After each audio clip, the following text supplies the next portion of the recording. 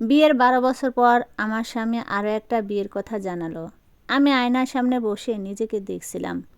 আমি তখন 35-এর কাছাকাছি একজন মহিলা।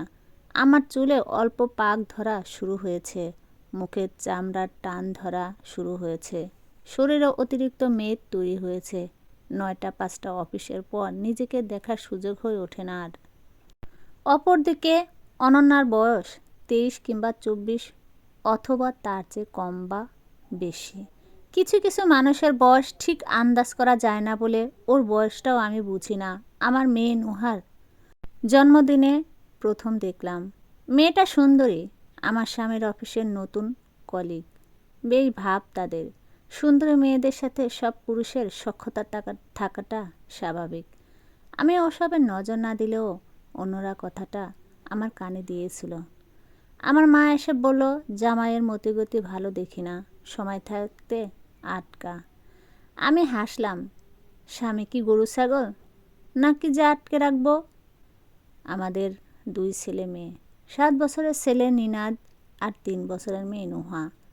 আমি আমার স্বামীকে সন্দেহ করি না কখনো। তার উপর রাগ দেখিয়ে বাপের বাড়ি চলে যায়নি। তার পাশে থেকে চেয়েছি তাকে বুঝাতে। তার নতুন বিয়ের কথা শুনেও চিৎকার চেঁচামেচি করিনি। স্বাভাবিকের মতোই দুজনে একই ঘরে থাকছি। শুক্রবার সকাল সকাল ছেলে মেয়েদের মায়ের কাছে পাঠিয়ে দিলাম। আমার স্বামীকে বললাম, তোমার সাথে একটু বাইরে বেড়াতে যেতে ইচ্ছে করেছে। সেও রাজি হলো যেতে। অনেক বছর পর দুজনে একটা রিকশায় চললাম। বাতাসে আমার চুল উড়ছিল। আগের দিনগুলোর মতো আমার স্বামী আমার চুল ছড়িয়ে দিচ্ছে না, আমি লজ্জাও পাচ্ছি না আর। তবে ভালো লাগছিল। আমরা শহরের একটা শিশু সদনে এসেছি। আমার স্বামী আমার হাত চেপে ধরে বলল, এটা কি ঘুরতে আসার জায়গা নাকি? এখানে কেন?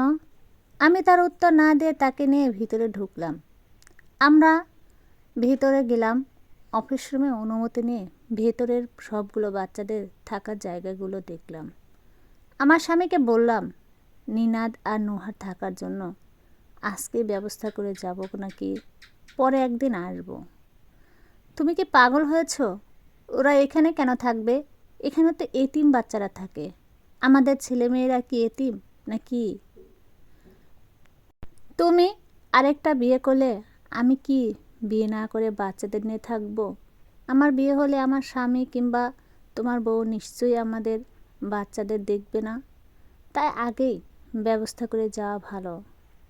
কার্পেজ, ভেতরের পরিবেশ তো দেখলেই বাসায় কি জানাবে?